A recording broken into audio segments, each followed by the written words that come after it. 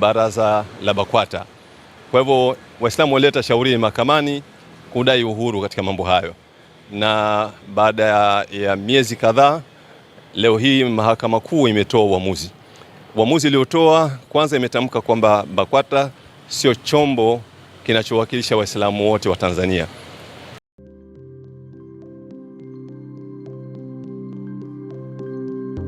Leo ilikuwa ni siku ya hukumu ya shauri kubwa ambalo Waislamu wamefungua hapa nchini kwetu Tanzania. Ilikuwa ni shauri la kikatiba ambalo limefunguliwa mwaka 2024, na katika shauri hili Waislamu walikuwa wameshtaki mamlaka tatu za serikali ambazo ilikuwa ni RITA, msajili, wizara ya mambo ya ndani, mwanasheria mkuu wa serikali. Lakini vile vile kwenye shauri hili pia walikuwa wameshtakiwa Baraza Kuu la Waislamu wa Tanzania, BAKWATA. Shauri kimsingi ilikuwa ni shauri la kudai uhuru kwa Waislamu katika kujiamulia mambo yao wenyewe katika dini, kwa maana ya uongozi, uanzishaji wa taasisi mbalimbali na hata umiliki wa mali. Hili ni tatizo kubwa ambalo Waislamu wamekuwa wakilipata hapa nchini kwetu Tanzania kwa miaka mingi sana. Waislamu wamekuwa wakilazimishwa pale ambapo wanapotaka uhuru katika masuala hayo kwamba hawawezi wakafanya isipokuwa kwa kupata kibali cha serikali, lakini kupitia baraza la BAKWATA. Kwa hivyo Waislamu walileta shauri mahakamani kudai uhuru katika mambo hayo, na baada ya miezi kadhaa, leo hii Mahakama Kuu imetoa uamuzi. Uamuzi uliotoa kwanza, imetamka kwamba BAKWATA sio chombo kinachowakilisha Waislamu wote wa Tanzania, isipokuwa kinawakilisha wale waliohiari wao wenyewe kuwa chini ya BAKWATA. Na kwa maana hiyo hukumu hii ni taarifa rasmi kwa mamlaka zote za serikali kwamba pale ambapo Waislamu wanapotaka kwenda kuomba huduma yoyote ile, basi wasilazimishwe kwamba lazima walete barua kutoka BAKWATA halafu ndio wapewe hiyo huduma. Kwa mamlaka zote sasa hivi za Waislamu na Waislamu moja moja wamekuwa huru katika uanzishaji, umiliki au pale ambapo wanapotaka jambo lao lolote. Hii ni fursa kubwa, ni uhuru mkubwa sana, na shauri hili ilikuwa ni shauri la kikatiba.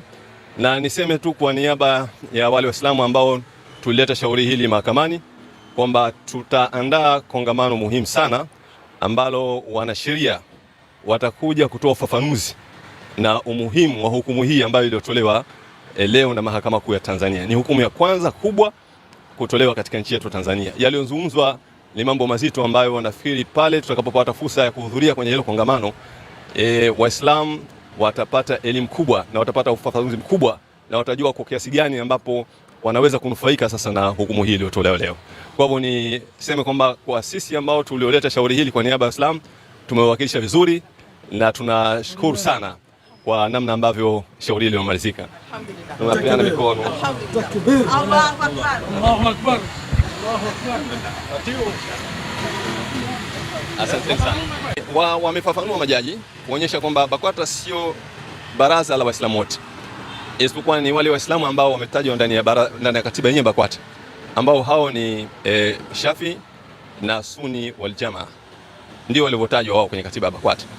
Kwa hivyo Muislamu ambaye si madhehebu hizo, kwa mujibu wa hukumu iliyotolewa leo, ni kwamba yeye hahusiki na BAKWATA. Ndivyo ambavyo ilivyotolewa. Kwa hivyo mahakama imetoa tamko kwamba BAKWATA sio chombo cha Waislamu wote, isipokuwa ni chombo wanaokuwa chini ya BAKWATA ni wale ambao wametajwa ndani ya katiba ya BAKWATA.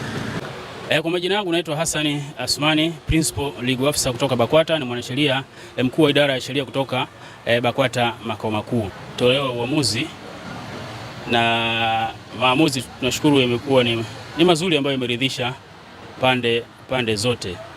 Ni jambo moja tu ningependa kuliweka sawa, lisije likapotoshwa, ni kwamba wadai walikuwa na madai takriban kama 5 hivi, lakini madai yote yameonekana si madai ya msingi kwa mujibu wa sheria, na dai moja linaonekana ni sahihi, ile ambalo linasema mahakama imesema, na sisi tunakubaliana ni kweli. The Trustees Incorporation Act na the Society Act, zote sheria mbili hazijasema, na sisi tunakiri kwamba hazijasema kwamba kila bodi ya wadhamini au taasisi ya Kiislamu inaposajiliwa lazima ipate barua kutoka BAKWATA. Sheria zote hazisemi hivyo. Sheria zote zinasema hivyo, na sisi tunajua hilo, na pengine ilikuwa tu ni ile goodwill ya taasisi yetu ya BAKWATA, ile sifa njema na kongwe ya BAKWATA kuziagiza taasisi zinazotaka kusajiliwa kwamba unajua hii introduction letter inatakiwa aitoe mtu anayekujua. Sasa BAKWATA ni taasisi kongwe tangu 1968.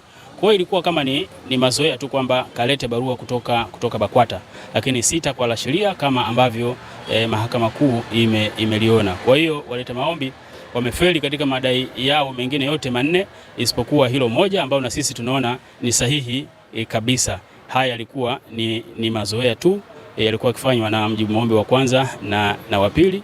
Ni kwa sababu ya sifa njema na ukongwe wa taasisi yetu BAKWATA ambayo imekuwa ina heshima na hadhi kubwa mbele ya jamii.